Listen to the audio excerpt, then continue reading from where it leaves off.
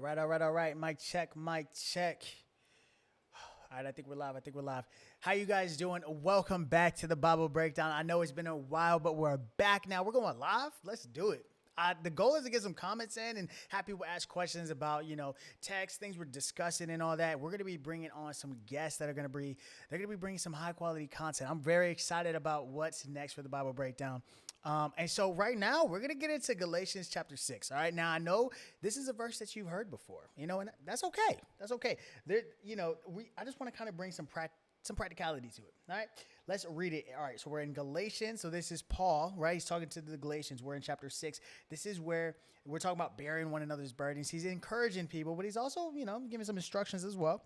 Verse 9 says, "And let us not grow weary of doing good. For in due season we will reap if we do not give up." Sorry, I definitely lost my place. But yeah, I'm going to read it one more time. "And let us not grow weary of doing good, for in due season we will reap if we do not give up." So he's talking to the church here. Reality is this: we're all going to go through struggles. And I know you've heard this verse before, but the practical side I want to take to this is, how do you not grow weary, right? So doing good is, and also what is doing good? So what are we growing weary in? What is Paul talking about? Sorry, I definitely just hit my camera. We're professionals here. So my man is talking to the church, and he's saying, let us, number one. That is like, okay, so he's not talking on a pedestal. He's saying us. I grow weary too is what he's saying. Paul's going around writing to churches, and guess what?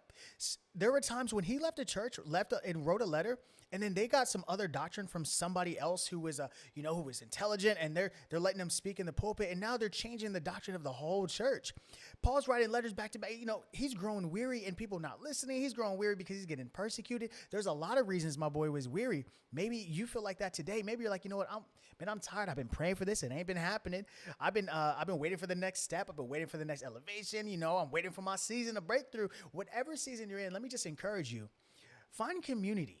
All right. I feel like this verse is so good, and I've heard it preached. You've heard it preached. I'm not bringing some brand new insight. I just want to reiterate some of these practicals. Finding community is such a blessing in these seasons when you're feeling like you're growing weary. I mean, consider it this way: if you're tired and you're running a race, I know you've heard this one too. Having somebody to encourage you and push you is a huge win. I feel like a coach. But I mean, think about it this way: like, you're yelling at somebody to go, go, go. He's gonna keep pushing through. If you don't have anybody there, you're going to give up, or you might be closer to giving up. The reality is we all need help. Take the pride out of it and understand that you can't do this journey alone. You weren't built to do the journey alone. And Paul's also, right before this, he's given some other instructions. He's talking about when you reap in your flesh, you're going to reap destruction. And when you reap in the spirit, you're going to reap eternal life. So what he's saying is, think about it this way also: when sinners, this is like a sinner's heaven. This is the best it's going to get for them. Seriously, and for Christians, this is the worst it's going to get for us. Eternal life is our destiny. So when we're waiting for that new job, that money, car, house, whatever, spouse, children, whatever you're waiting on, understand this. This life isn't our permanent residency.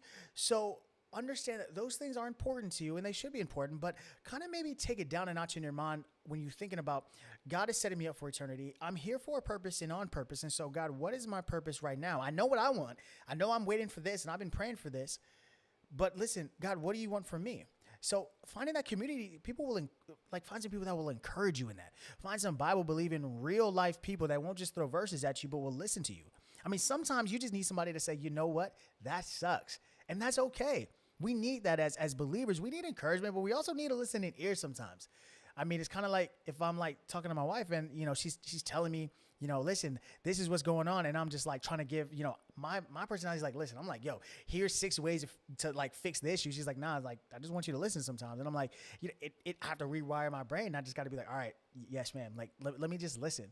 And that's being a good friend sometimes to people. So find good community when you're growing weary and doing good, but also remember that this is not our eternal home. And so let those things that you want kind of fade away a little bit. Like, let them drop in importance a little bit and say, God, listen, I know I want this new car, or I know I want this new house, or I want this promotion, whatever it is. Just be like, all right, God, but what do you want? Like, you put the desires in my heart. They're not bad things to want those things, but just be like, you know what do you want from me right now?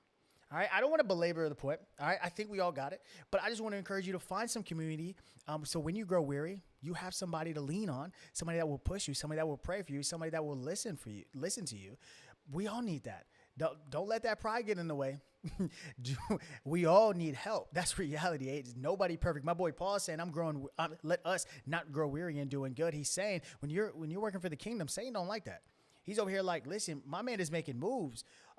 He's causing waves in the kingdom. She's causing waves in the kingdom. We got to stop that. If you're not feeling that oppression, it's almost like, what you doing there?